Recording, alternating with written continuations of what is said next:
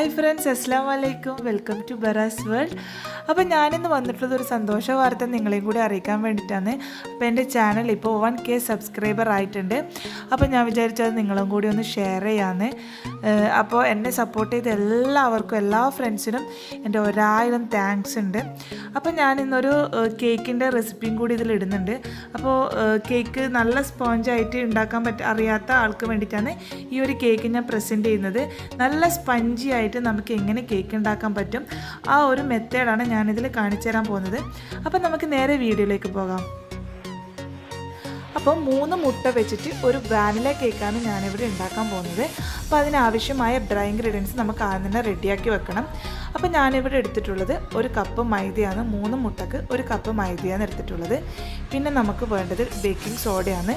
ഞാനിവിടെ ഒരു 1/4 teaspoon baking സോഡയും കൂടി ഇതിലിട്ട് കൊടുക്കുന്നുണ്ട്.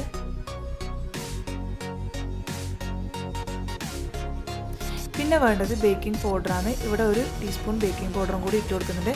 പിന്നെ നമ്മളെ കേക്ക് പെർഫെക്റ്റായിട്ട് വരണമെങ്കിൽ നമ്മൾ ഈ ഇടുന്ന മെഷർമെൻറ്റ് കറക്റ്റ് അളവിൽ തന്നെ ഇട്ട് കൊടുക്കണം.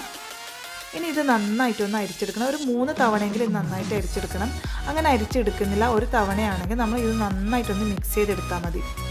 ഇനി നമുക്ക് 3 മുട്ട ഒരു പാത്രത്തിൽ പൊട്ടിച്ചൊഴിച്ചിട്ടുണ്ട്.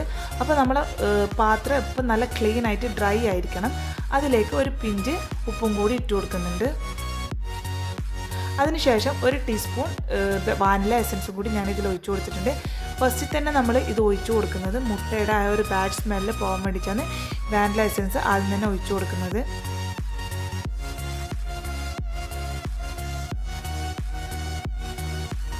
ഇനി ഇതിലേക്ക് പഞ്ചസാര ഇട്ട് കൊടുക്കണം. ഇവിടെ ഞാൻ 1/4 കപ്പ് പഞ്ചസാരയാണ് ഇട്ട് കൊടുക്കുന്നത്.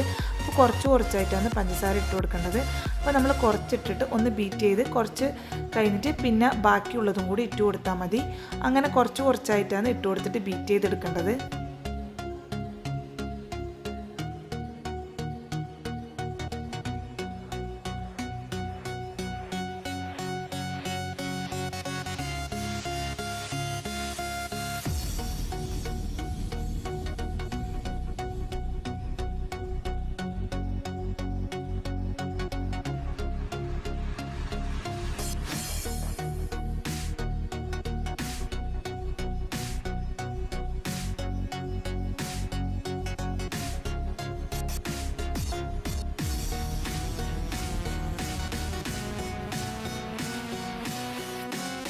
അപ്പോൾ നമ്മളെ മുട്ടയുടെ മഞ്ഞ കളറൊക്കെ മാറിയിട്ട് വൈറ്റ് കളറായിട്ട് വന്നിട്ടുണ്ട്.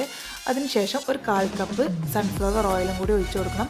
അതും ഇതേപോലെ കുറച്ചായിട്ട് തന്നെ ഒഴിച്ചു കൊടുത്തിട്ട് ബീറ്റ് ചെയ്തെടുത്താൽ മതി.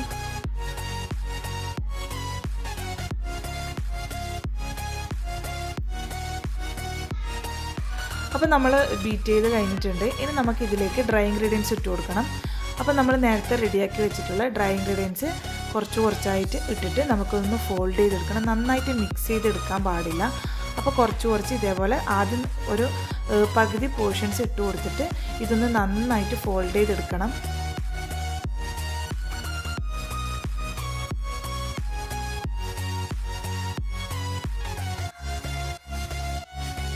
ഇത് ഇതേപോലെ ഒന്ന് ഫോൾഡ് ചെയ്ത് എടുക്കുകയാണ് ചെയ്യേണ്ടത്. നമ്മൾ നന്നായിട്ടൊന്ന് ഇളക്കി കൊടുത്തിട്ട് മിക്സ് ചെയ്തെടുത്തതിനാൽ നമ്മളെ കേക്കിന് നമ്മൾ വിചാരിച്ചത്ര സ്പഞ്ചി ആയിട്ട് കിട്ടൂല.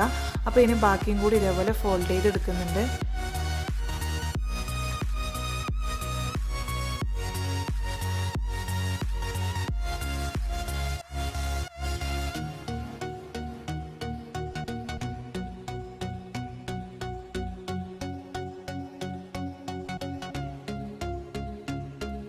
അപ്പോൾ നമ്മൾ ഡ്രൈ ഇൻഗ്രീഡിയൻസിൽ നന്നായിട്ട് യോജിപ്പിച്ചെടുത്തിട്ടുണ്ട്. അതിലേക്ക് ഇനി ഒരു 2 ടേബിൾ സ്പൂൺ പാലും കൂടി ഒഴിച്ചു കൊടുത്തിട്ട് മിക്സ് ചെയ്തെടുക്കണം. അപ്പോൾ ഞാനൊരു 3 ലിറ്ററിൻ്റെ കുക്കറിലാണ് ചെയ്യുന്നത്. അപ്പോൾ ഇത് ഞാൻ ആദ്യം തന്നെ ഒന്ന് ഹീറ്റ് ചെയ്തിട്ട് അതിൻ്റെ ഉൾഭാഗത്ത് ഓയിലൊന്ന് ക്രീസ് ചെയ്തിട്ട് അടിഭാഗത്ത് ഞാൻ ബട്ടർ പേപ്പറും കൂടി വെച്ച് കൊടുത്തിട്ടുണ്ട്. അതിലേക്ക് ഞാൻ ഈ ബാറ്റർ ഒഴിച്ചു കൊടുക്കുകയാണ് ചെയ്യുന്നത്.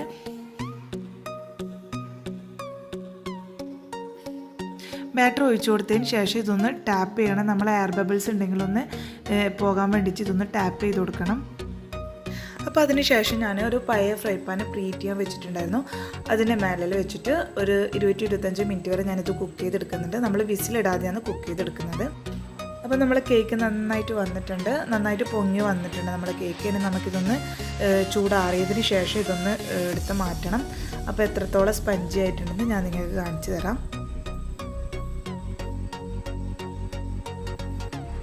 അപ്പോൾ ഞാൻ ഇതേപോലെ ഒരു പാത്രം വെച്ചിട്ട് ഇതൊന്ന് തിരിച്ചിട്ട് കൊടുത്തിട്ട് ഞാനിതൊന്ന് എടുക്കുന്നുണ്ട് അതിന്. അപ്പോൾ നമ്മളെ കേക്കിൻ്റെ അടിഭാഗമൊന്നും കരിയാതെ തന്നെ നന്നായിട്ട് കിട്ടിയിട്ടുണ്ട്.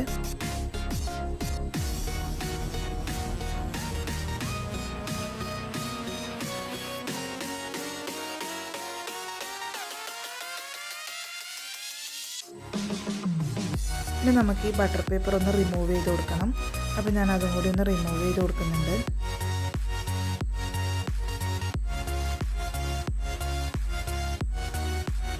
അപ്പോൾ നമ്മൾ വാനില കേക്ക് റെഡി ആയിട്ടുണ്ട്, അടിപൊളിയായിട്ട് വന്നിട്ടുണ്ട്, നല്ല സ്പഞ്ചി ആയിട്ട് കേക്ക് വന്നിട്ടുണ്ട്. അപ്പോൾ ഈ ഒരു മെഷർമെൻറ്റ് യൂസ് ചെയ്ത് കഴിഞ്ഞാൽ നിങ്ങൾക്ക് ഇതേപോലെ നല്ല സ്പഞ്ചി ആയിട്ടുള്ള കേക്ക് ഉണ്ടാക്കിയെടുക്കാൻ പറ്റും. അപ്പോൾ ഞാൻ നിങ്ങൾക്ക് കാണിച്ചു തരുന്നുണ്ട്, ഇതൊന്ന് പ്രസ് ചെയ്തിട്ട്. അപ്പോൾ നിങ്ങൾക്ക് എത്രത്തോളം ഇത് സ്പഞ്ചിയാണെന്ന് നിങ്ങൾക്ക് മനസ്സിലാക്കാൻ പറ്റും.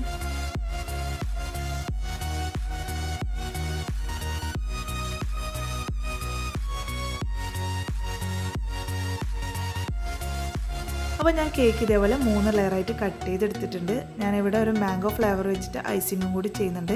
അപ്പോൾ ഞാൻ ഐസിങ് ചെയ്യുന്നൊന്നും ഫുൾ വീഡിയോ ഇടുന്നില്ല, ഞാൻ 2 കേക്കിൻ്റെ വീഡിയോ ഓൾറെഡി ഇട്ടിട്ടുണ്ട്. അപ്പോൾ ഇത് ഞാൻ ജസ്റ്റ് ഒന്ന് കാണിച്ചു തരുന്നേ ഉള്ളൂ. അപ്പോൾ ഇതേപോലത്തെ ഒരു മാംഗോ എസെൻസും കൂടി ഇതിലൊഴിച്ച് കൊടുത്തിട്ട് വിപ്പിംഗ് ക്രീം അടിച്ചെടുത്തിട്ട് ഞാൻ ഐസിങ്ങും കൂടി ചെയ്തെടുക്കുന്നുണ്ട്.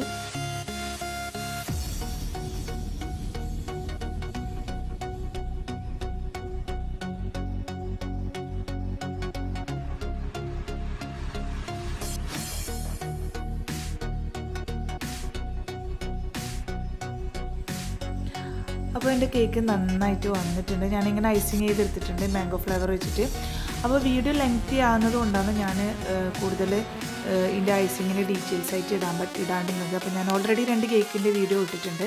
അപ്പോൾ നിങ്ങൾക്ക് വേണമെങ്കിൽ അതൊന്ന് ഡിസ്ക്രിപ്ഷൻ ബോക്സിൽ നോക്കാം.